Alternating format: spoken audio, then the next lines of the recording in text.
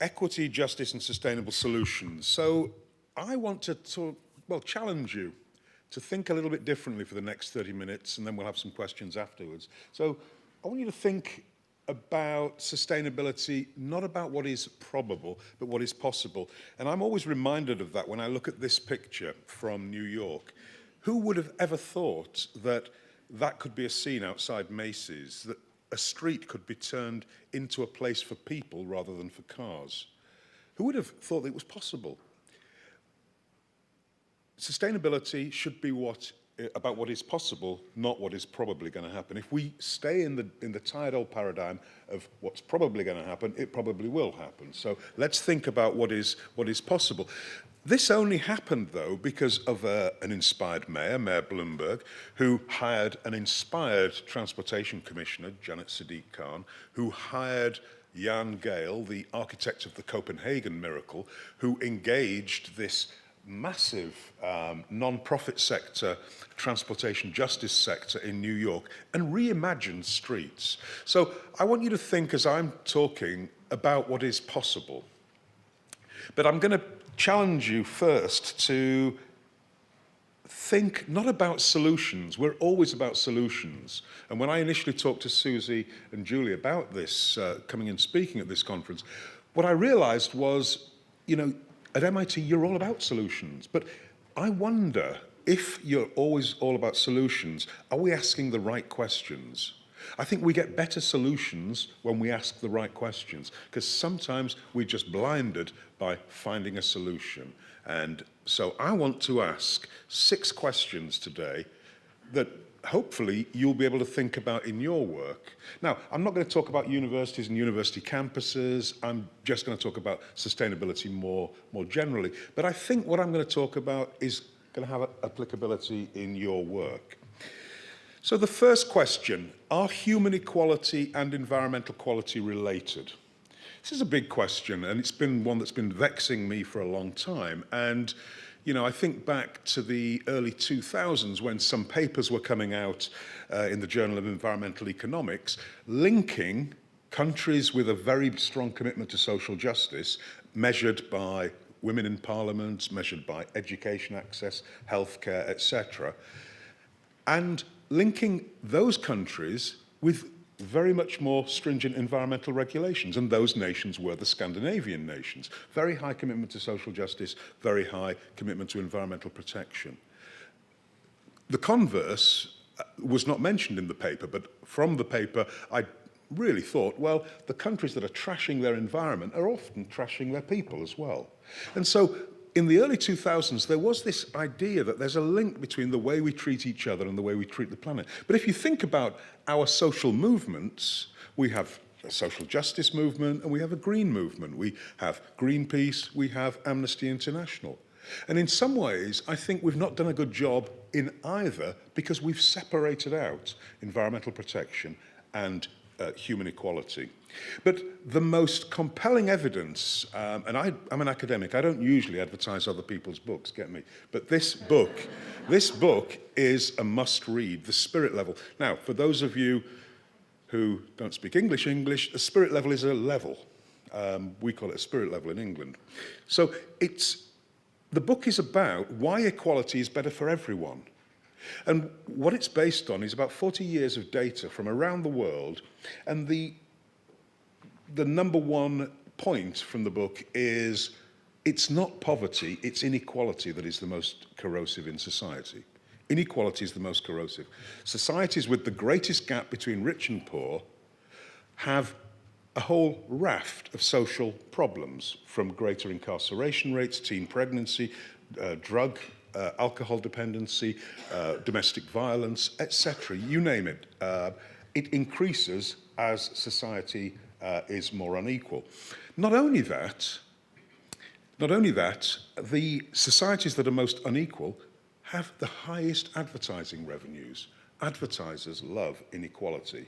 Inequality drives competitive consumption, keeping up with the Joneses. The more unequal, the more competition to succeed, to consume, to be in the next group. What does competitive consumption drive? It drives the carbon footprint. Countries, and this is in the book, countries with the biggest gap between rich and poor have the highest carbon footprints. If we want to tackle climate change, yes, sustainable agriculture, yes, sustainable transportation, but we better start tackling inequality as well. Does Bill McKibben talk about that when Bill McKibben's talking about all that he does? And I respect the work he does, but let's get real. There is a social base to climate change, and it is inequality, okay? So if we really want sustainable solutions, our focus should be on human equality and environmental equality together, not separately, but together. Second question. Who drives much of the sustainability agenda? Now, I need you to help me out with this because there's something I'm trying to work out what's going on here. Who drives much of the sustainability agenda? Now, admittedly, this is the green agenda. This is not a more broad sustainability agenda, but 8 out of the 10 of the big 10 are led by middle-aged white men. We have had a little bit of change recently. Annie Leonard heads Greenpeace now. Rhea Su heads the NRDC, first Korean American.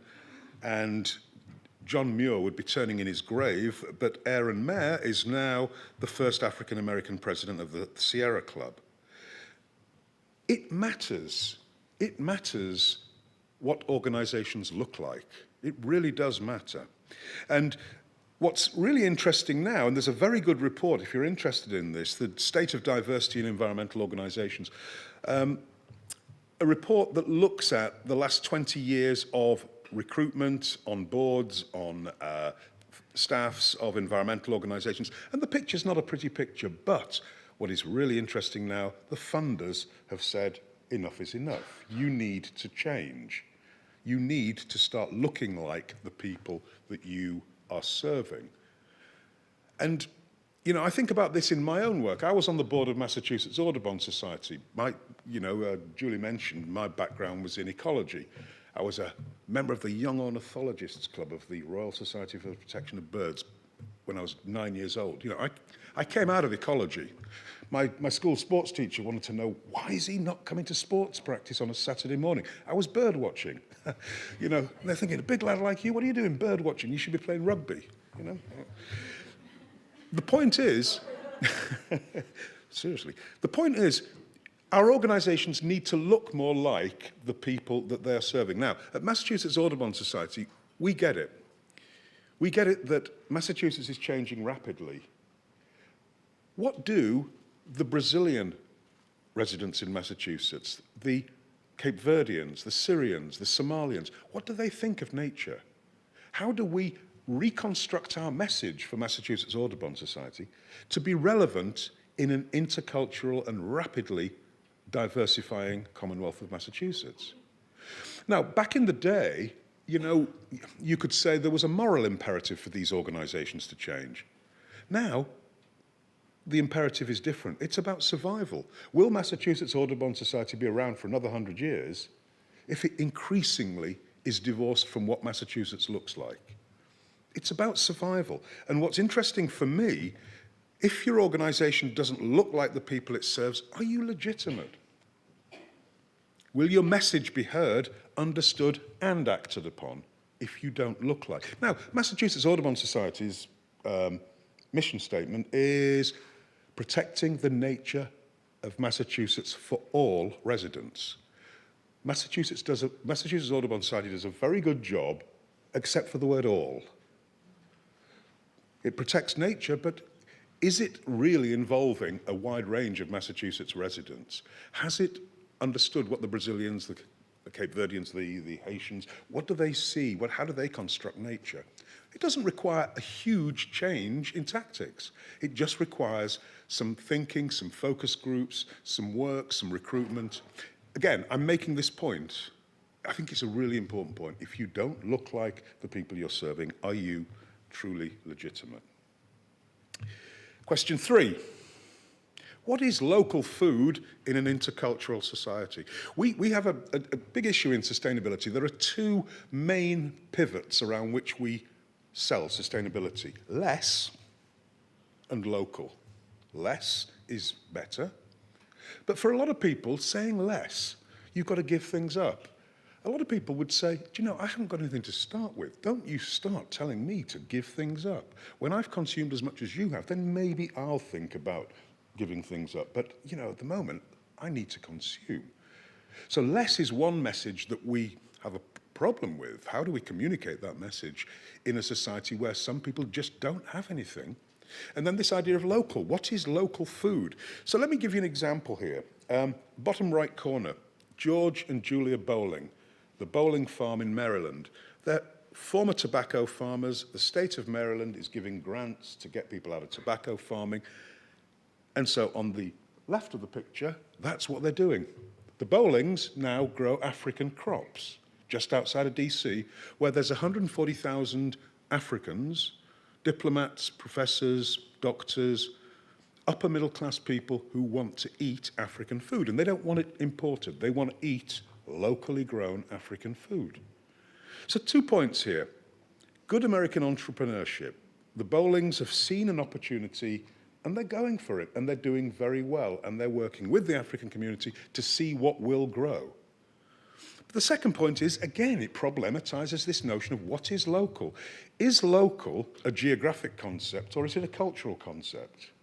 Because not only the Africans in DC, but the Chinese in Vancouver, the Filipinos in San Diego, all consider their food local food. There is this idea now of trans-localism, immigrants bringing with them their own local. How do we react to that when this is the dominant construction that we see? We see this construction of local as something redolent of a past America. I don't see America in the future there. I see America in the past. And I want to put it to you that we're constructing something that is exclusive. This is not about the America that we live in or are going to be living in. And that construction of European crops, where is the space? Where is the space in this picture? I don't see bok choy in there. I don't see, African peppers. I see very much Euro-style crops. Anyway, I'm making the point very strongly here that we have to be reflexive about what we believe is local. And if people think my food is local, then perhaps if we want to build a bigger movement for sustainable agriculture, for good food, local food, then maybe we have to think very much more about how that food or that local is constructed. A couple of other points there. On the top left, 2 women from Oaxaca in Mexico. Not only are they growing culturally appropriate foods, and this is in the former South Central former urban farm in South Central LA, former because it's not there anymore. Not only are they growing culturally appropriate foods, they're growing it in a way that is redolent of their home gardens back in Oaxaca. They're creating a place, and this is a really important thing. Food is the umbilical link between where you're from and where you are now. Food is really important, especially for immigrants. And sideline, I want to see mayors doing more than just saying we're a sanctuary city, but I want to see mayors thinking about how do we protect and enhance immigrant foodways? Because food is so important, and it's more important now. Because food is not just about nutrition, remember that. Food is far more than nutrition. Food is symbolism, food is ritual, food is love, food is who we are. And so it's really important that immigrants can create place around food, not just have physiologically nutritional food. Top right picture, we have a woman at New Roots Urban Farm in San Diego. There are 50 of these farms for new immigrants to the US. Tufts has one out near Lowell, a new entry farm. They're all over the country, bringing new immigrants, whether they're from Africa, from Eastern Europe, bringing them into agriculture. So I just wanted to give you there a different view. This is not about farmers markets or CSAs. This is about how other people are experiencing food. So what is local in an intercultural society? Question 4, are urban spaces just? There's a lot of research on this about just spaces. Think about the campus, think about campus planning. How do we plan spaces of engagement? In an increasingly different and diverse US, how do we plan spaces where people meet as equals?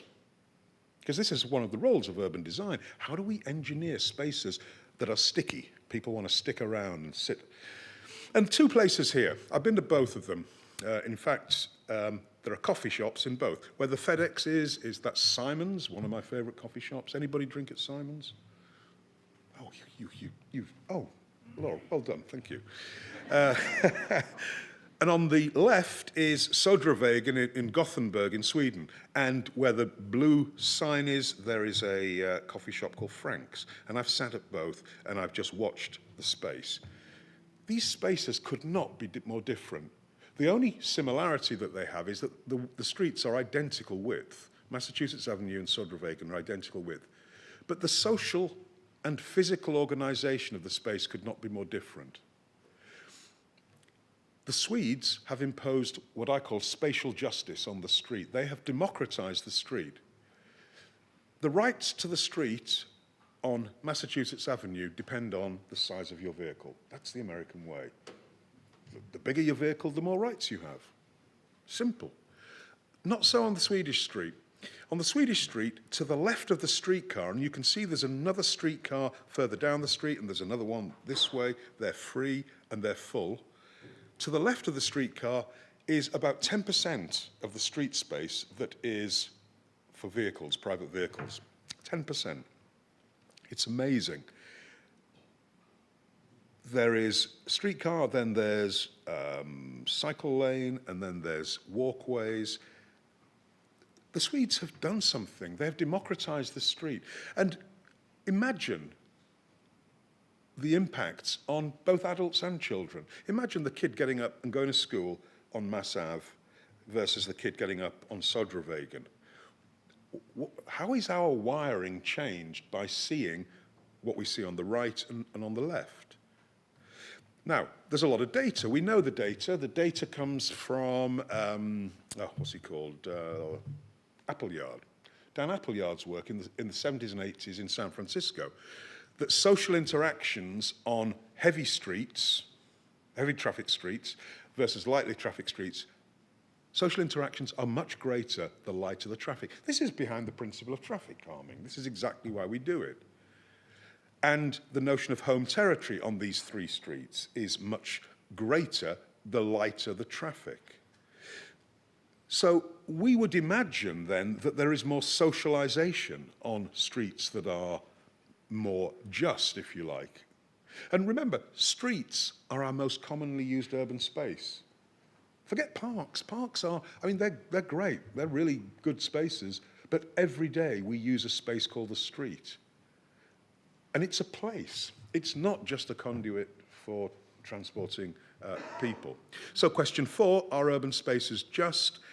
Think about the spaces you have on campus. How can you enhance these spaces? How can you enhance the way people experience place? Question 5, how have other cities integrated justice and sustainability? I have to say, I'm on a Latin American love fest at the moment. They just seem to do it better. Top left, Curitiba, 1970s. Mayor Jaime Lerner went and sat with his staff, sat and watched the way Curitiba moved. He didn't talk about sustainability, it was about equity. He felt that there was a lot of people in the city who just weren't able to experience the great resources of the city because they couldn't get around. So he developed the world's most advanced BRT system, bus rapid transit system. People around the world are copying what they did. And you can see one of the entry platforms there, because one thing he found that frustrated people about buses and that made buses slow was that if you only have one door to get in and one door to get out, it takes a lot of time. So he pioneered these multiple door buses that open up onto these rainproof and weatherproof tubes, smooth access for people with disabilities. So Mayor Lerner was not talking about sustainability, he was talking about equity, but what he did was a more sustainable city. Top right, the current darling of the sort of sustainable, just sharing cities is Medellin, Colombia, the turnaround city. This is one of the metro cable systems that go up into the slums, the favelas, to give people access. This is what's called social urbanism in Medellin. They developed an academy of social urbanism to look at the way that they could use the money from the city's own utility to improve the lot of the poorest people in Medellin. And they've done a huge job. They have participatory budgeting, participatory planning. And this is the city that was crime-infested and run by the Escobar cartel in the 80s. How do Latin American cities turn around in this amazing way? And then below that is the former turnaround city, Bogota in Colombia, where Antanas Mockus and the succeeding mayor, Enrique Peñalosa, did a miraculous task of changing a city into one where the city belongs to people. That was the theme. They just changed the way Bogota thought about itself. So other cities integrate justice and sustainability, but often they don't talk about sustainability. The prime mover behind many of these projects is social justice and equity, but the outcome is a more sustainable outcome. For question 6, spend a minute just looking at these 3 different statements. Boston is a majority-minority city, but 85.7% of Boston cyclists are Caucasian. 87% of Hubway members are Caucasian. Bicycling is growing fastest among African Americans, Latinos, and Asian Americans, rising from 16% of trips in 2001 to 23% in 2009. The policing of communities of color has always had a large impact on how we get around our communities. These 3 facts, and they're not alternative facts as far as I know, these 3 facts are part of a puzzle. I was called up a year ago by a large urban bike share scheme, and they said, Julian, we've been running for 3 years now, we're really successful, but you know what, we've noticed very few people on low incomes or minorities are using our bike share scheme. Why and what can we do about it? And I said, well, did you involve anybody from those communities in the visioning of the scheme? Oh, no, we didn't. Should we have done? Yeah, perhaps, yeah, might have been a good start. And I then asked them, well, what would a bike share scheme look like if it were designed around equity and justice? Because these bike share schemes are designed around tourism and commuting. That's what they're for. They're not designed around the needs of people on low incomes. So again, the challenge, and I would not suggest what it's going to look like, but what would a bike share scheme look like if it were designed with equity and justice in mind? Because if those facts are correct, bicycling is fast growing in minority communities, and we do have to ask questions about policing of communities of color. But clearly, there is a market from, in Boston for, Hubway in communities where it doesn't reach at the moment. But what would that look like? What would we have to do? Because it's very difficult to retrofit equity and social justice. I think this is a key point. You need to build these things in from the get-go. It's very difficult to retrofit social justice and equity. So this is where I come to the hard sell. Other people's books be damned. These are my books. If you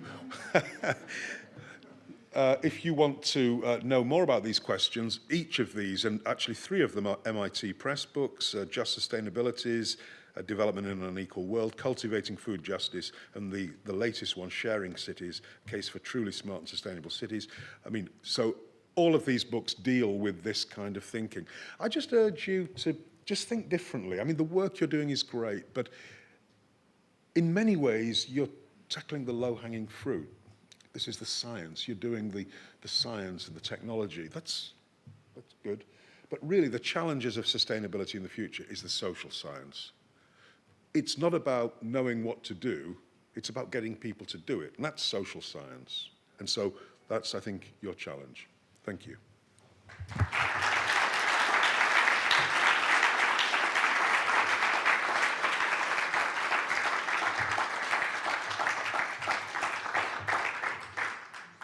Yeah, so if anybody wants to ask questions, oh, we have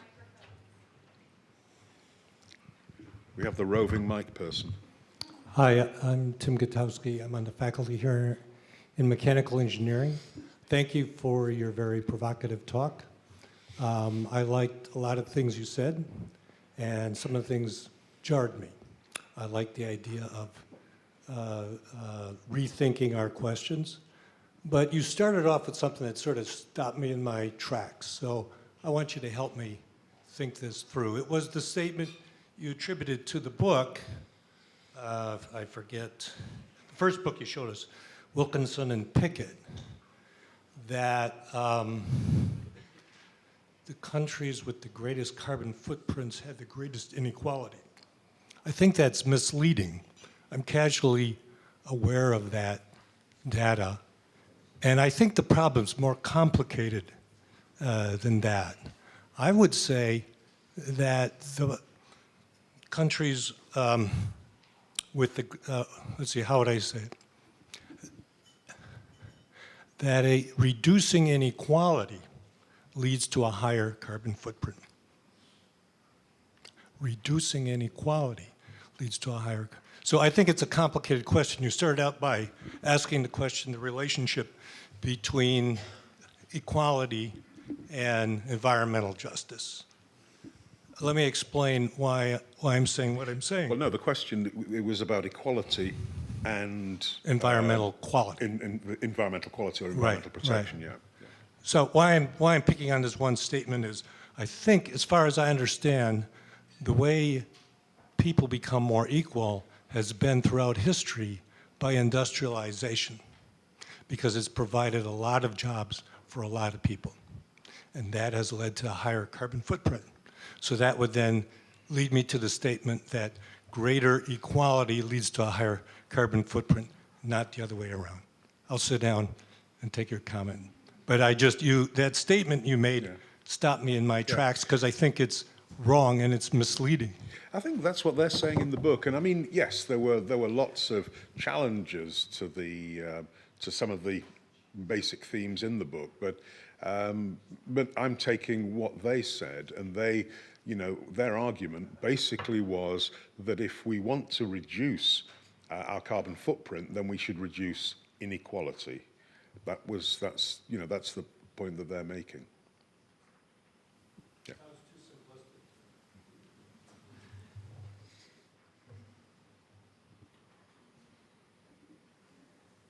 Maybe just one comment on this is that I think if you get greater industrialization, if you get more value created in a country, basically where you start the inequality is from a scale that starts at 0 and goes up to a very large number. Whereas in a country that may be less developed, you start at 0 and go to a smaller number. So the argument may be misleading in that sense that, how to put this, if you generate more value, you get a larger spread and you get more inequality, and that is related to a larger carbon footprint. Do you understand what I mean? I understand what you mean. Great. I think the opposite happened.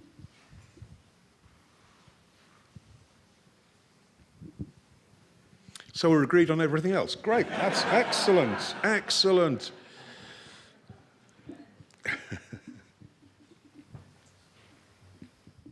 My name's Maureen McCaffrey. I work here in the endowment office. I was intrigued by the idea of food being local but not local. I was trying to understand whether there was downside to creating that local food culture, and not having read the book, it wasn't entirely clear to me if that's something that's covered in the original book that you discussed. Could you talk a little bit more about that? what would the downside be when you said downside? That's what I'm asking. There's this discussion you talked about food being local, and you showed all the buy local, buy fresh signs, and it sounded as though there was some sort of negative bent to buying local, buying fresh, even if local wasn't technically indigenous food local. So I'm trying to understand that a little better. No, so let me be clear about this. This is a social construction of local. This social construction of local does not speak to today's America or future America. It speaks to, or is redolent of, a past America. It's how to say this without being too forceful. This is a construction in which difference and diversity don't occur. There's no hands in here, white or black or brown. But there's no notion of difference. It's very redolent of the past. What would, or how could you construct this? Because this wasn't stumbled across. This construction of buy fresh, buy local. You can see every single place, whether it's Shenandoah or whether it's Nebraska, there is a construction here. And I think it's a social construction that is not helpful or inclusive. I think it's an exclusive construction. It's telling you what somebody thinks about buying fresh, buying local, rather than what actually is happening according to some of the points that I was making. So I think, words have consequences. Words have consequences. And that word local can have negative consequences. It can be exclusive. Eat local food. Just as 150 years ago, a lot of people were fed the scraps off people's tables, or their food was demonized when they came to the United States. So when somebody like Michael Pollan says, don't eat anything that your great-grandmother wouldn't have called food, that belies Michael Pollan's misunderstanding that people had the choice about what they could eat. And not everybody had choice. A lot of people were given food, or their food was, pushed away and said, that's not the food that we eat here. So what I'm unpacking here is a politics of the local. There is a very strong politics that is contested, just as the guy was contesting some of the ideas, but these are contestable. But I just think personally that if you really go into this idea of the local, and this idea, for instance, that local farms are more socially just than big agriculture, no evidence. Go into the Hudson Valley and look at what happens on some of the small farms. And we think these small farms, these local farms, are doing a better job. No, they're not necessarily. There is no reason why small local farms are any more socially just. It's more about the actors in the local food system than simply saying it's local, it's a small farm. So that's my take. Yeah. A question about the two streets that you showed in Sweden and Boston, and obviously the different design standards that they were designing too. So what do you think enables you to get to the Swedish street? Is it, are they can't be looking solely at volume of cars that the street can accommodate, because that seems to be the Mass Ave sort of definition of success.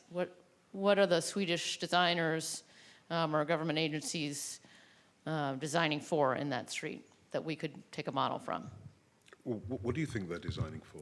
Well, I mean, I'm seeing the different modes of transportation, but we aspire to do all those things here, and Sure. yet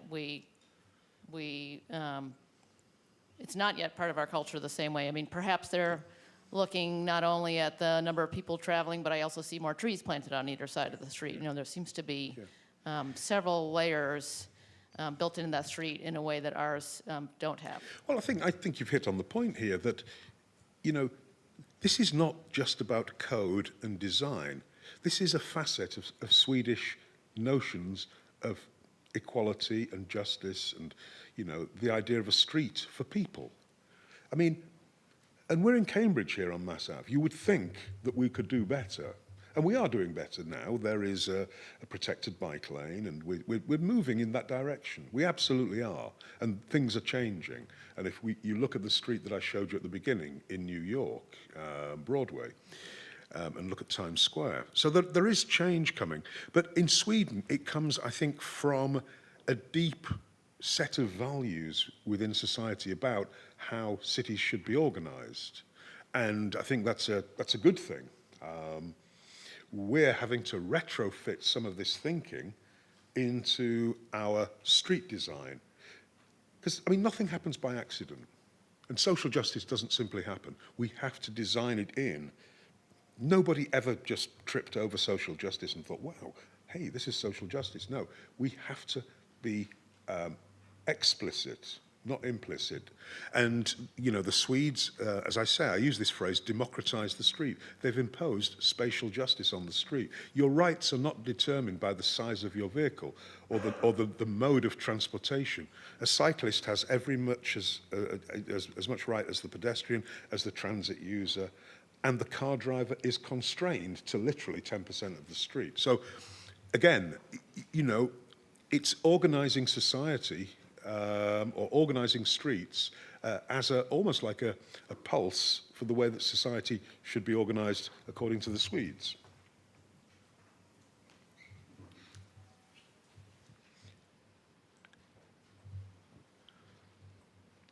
No more questions. There must be one more. Hi, my name is Laura. I work for Climate Collab at MIT. And it's really interesting. I never thought about what you were mentioning with local and cultural. I'd never ever thought about that connection before. And I'm wondering, you're talking about the farmers outside of DC that are growing African food. And I mean, people have been growing alternate foods in different climates for a long time. And sometimes that can have a negative environmental consequence because you need more fertilizer or more water and you're trying to force a new kind of food to fit into a new kind of place. So can you comment on how just on that kind of potential tension between this kind of new form of local food and environmental work? Yeah, I mean, it's a trade-off, isn't it? How much do you know, if you do believe that some of these foods are going to be more, you know, more needy, if you like, versus the cultural gains to the Africans of being able to get their food locally. And we know that sustainability, there's a lot of trade-offs, and we can think of, you know, numbers of trade-offs, you know, green belts around towns, great idea, but it raises prices in the city because, you know, you get a very much more constrained market. So I think, you know, it gives us a point of conversation. And these questions, the 6 questions I posed to you, are all questions that I wouldn't say that there are strict answers to, but they are things that we must think about. We must be thinking about them as we move towards more sustainable futures. Otherwise, we're moving towards green futures, and that's not necessarily socially just and sustainable. So I think, you know, great question, Laura, but the way I see it, you know, I think of a lot of our crops have come from different parts of the world. So, you know, how do we differentiate those African bell peppers from potatoes, which came from Peru, you know? For me, the deficit that we have, the equity deficit, is in the social side of sustainability. So I feel that unless something is egregiously needy in terms of a crop, that we err on the side of the social, because that's where the deficit really is in a lot of the ways that we both think about sustainability and act in practice. Just go to any sustainability database, best practices database, and take a look at the projects. All of them will be green, scientific, technical projects. Very few of them are about redressing issues of equity and social justice. Very few of them. And as I say, most of the ones that I've seen have been in places like Latin American cities. They seem to have something going on there. Whether it's their ability to fund these projects through public utilities, or whether it's the or land value captures, which I've heard are being used increasingly in Latin American cities. But something is going on in those cities. Something is going on. And maybe because of huge inequalities, there is a greater political acceptance for some of these things. Because, for instance, in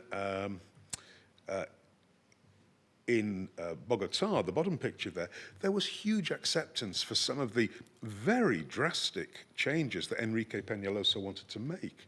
The annexation of a private golf course in the center of Bogota, which is now a public park. The slashing of the roads budget, because he realized that like 70% of people didn't have cars. Why were they spending so much money on roads? And he could then channel it into building libraries and parks, etc. So, yeah, I think for me, you know, I err on the side of the social because that is where the deficit really is. That's my feeling. Yeah. Hi, Amanda Strong. I work with the endowment. So my question is just a more general one. When you look at all of the questions, who really needs to be asking those questions? Like, we're here at an institute who's focusing on sustainability. I live near Mattapan, which is just always forgotten when it comes to transportation, when it comes to food, when it comes to services. And so things in America always seem to be geared towards capital. You know, things are motivated, and not to say nobody cares about Mattapan, but it seems like something I could see us getting left out of. So in addition to institutes like MIT, is it the government, or, you know, where would you see the most success in trying to implement some of the things you talked about? Well, it's a great question, and I mean, I'm a firm believer and in what the late Benjamin Barber talked about, you know, if mayors or when mayors rule the world. Cities are where change is happening. The subnational is the new locus of both thinking and action for change. If you look at cities for climate protection, I mean, for the last 25 years, groups of cities around the world have been really getting active on climate change issues where nations have been stumbling. Cities have been getting very active on urban agriculture, on all kinds of urban activism. So I think it is the city level. You know, but Boston has a history of doing things in strange ways. I mean, so urban agriculture, you know, the rezoning that Boston did, it was first in Roxbury and Dorchester because the late Mayor Menino felt that, you know, this was something that would be good for, you know, and he was doing it with the best of intention, but what he didn't realize was he was imposing urban agriculture on a community that hadn't been consulted about it. So, you know, sometimes things happen in cities for the best of reasons, but they're just the wrong way to go about doing things in communities that have had a history of not being listened to, of being redlined, and all of the things that we know are problems. So I think I want to see more visionary mayors. I want to see more mayors like the mayors in these Latin American cities who can get things done and show that there are new models, new ways of doing things. The city of Belo Horizonte in Brazil abolished hunger. Francis Moore Lappé calls it the city that abolished hunger. Started in the 1990s. They fix the prices. That city fixes the prices of certain foodstuffs for people on benefits. Private sector retailers have to sell at that price to people on benefits, but can sell at whatever the market will take. And it works. And the city has improved attendance at school through school meals programs that are funded by city programs and city initiatives. So cities can do these things. It just seems that our cities are slower, and maybe it's because our mayors are beholden to so many interests. Maybe that's what it is. Again, but I want to see more action at the city level. Yeah. I think it's, is there going to be one of these drop pits that I sort of go down? Okay. Okay, well, thank you. Thank you.